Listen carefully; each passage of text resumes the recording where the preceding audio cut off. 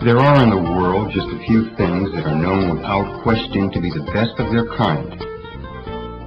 A Habano, or Havana cigar, is one of them.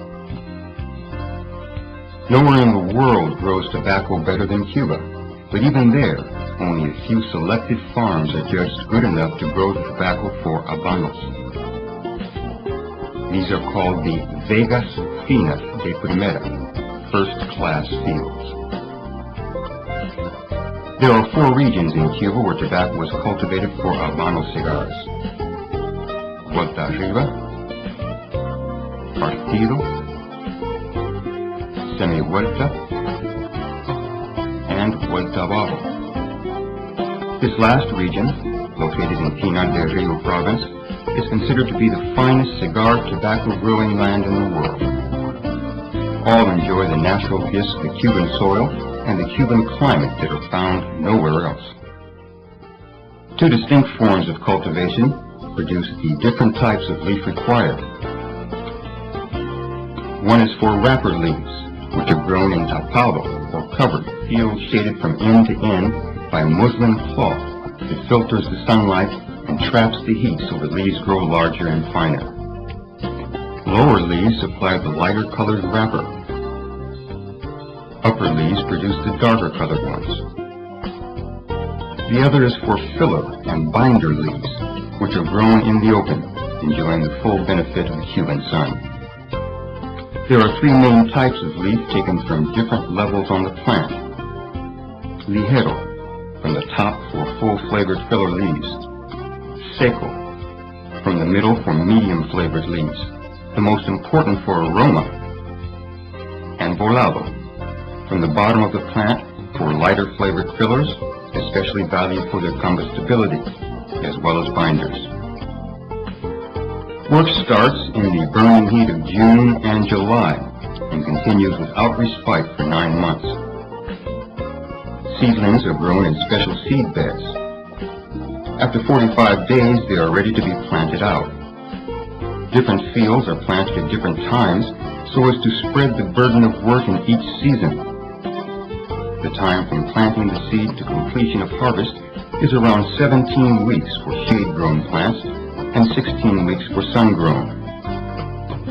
The farmer visits each plant around 150 times in the course of the growing season. Harvest is a laborious task because each leaf must be picked by hand. Only 2 or 3 leaves can be taken at a time, with days to wait between each picking. The harvesting of a single plant takes close to 30 days to complete. The harvested leaves are taken to the farmer's barn for air curing. It is a slow and careful period of air curing which removes moisture and turns the leaf by stages to golden brown.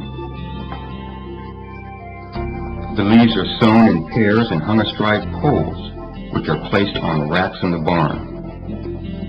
As the leaf cures, so the pole is raised progressively higher in the racks. Once the leaf is cured, the farmer's job is done and the task passes to the escogida, or sorting house. Both wrapper and filler and binder leaves will be now submitted to a fermentation process which is done in pilones, or piles, for 25 to 30 days in order to soften leaves' flavor.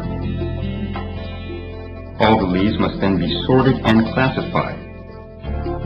Wrappers, as you might expect, get the closest attention. Size, color, and texture are the 3 criteria that guide the sorters. They are classified into a bewildering array of some 50 different categories designed to ensure that only the most perfect will ever dress a Habano. At this stage, the lower portion of the central vein is stripped out of filler and binder leaves. At the same time, they conduct the final classification into the 3 tiempos. Finally, the leaves are stacked in small piles and pressed between boards. Filler and binder leaves are submitted to a second fermentation process, more intense than the first and at higher temperatures. After the second fermentation, filler and binder leaves are sorted and classified again. then packed in pacas, or bales, which are transferred to Havana. Here, they will join the wrapper leaves packed in tercios, bales made from palm bark, for the final patient process of aging for different periods, sometimes for as long as 2 years. Like fine wine, the longer the leaf is left to mature, the better it will be. Time has done its work, and the leaf is now ready at last to play its part in the making of a habano. This process takes place at the legendary Cuban cigar factories, where craft has changed little in nearly 200 years. Precious wrappers are prepared for their final purpose in the moja, or moistening department.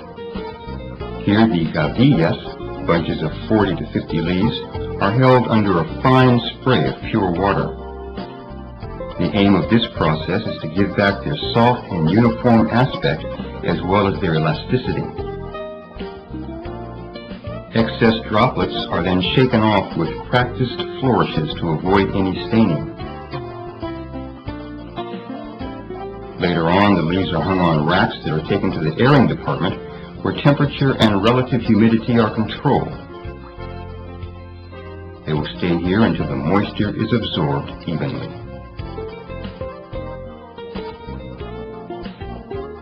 Then the tender hands of highly skilled women perform the despalillo, stripping, and the rezagado, grating. Despalillo consists of one movement that deftly removes the entire central vein of the leaf, leaving its two halves ready for rezagado. She gently grades them into some 20 finely distinguished sizes and shades. The number of women working in this department lends weight, perhaps, to the popular myth that habanos are rolled on maidens' thighs. Filler and binder leaves are carefully removed from their bales for examination. If necessary, they are aired on racks to remove excess moisture. It is a remarkable feature of Cuban tobacco that such a small acreage of Vegas finas de primera can produce a wide variety of flavors from area to area. They call the blending department la barajita, literally the pack of cards, because the process of assembling the leaves for a blend is similar to shuffling cards. There is an established link between the factory and the areas that supply the leaf for the brands it manufactures. Nevertheless, it is the master blender's responsibility to sample the flavor of the tobaccos in use from day to day. He carries the recipe for each brand and size in his head and is guardian of their consistency. The ratio of each type of leaf that the master blender specifies for the cigars in production is issued to the cigar rollers for the day's work. Finally, 3 years or more since the oldest leaf was picked, it is now about to become a habano. There are 4 grades of torcedor, and only the top grade is allowed to make the biggest, most complicated habanos. In a day, a torcedor can make 60 cigars of the most complicated vitolas, or sizes. The heart of any factory is la galera, or workshop. Here, torcedores make the different habanos, brands, and vitolas. Tools used in the making of a totalmente a mano cigar are a wooden board, a cutter called chaveta, a guillotine, a pot of colorless and flavorless natural vegetable gum, a template to check length and girth, a little disc-cutting casquillo, and above all, the practiced hands no machine can ever match. It takes many years to reach the peak of this time-honored craft, but one thing at least has changed. Most torcedores these days are women, torcedoras. In 1865, it was suggested that torcedores would work more pleasantly while listening to readings. The reader was born. Books read at the factories, such as Romeo y Juliet and the Count of Monticristo, were so popular that they lent their names to habanos brands.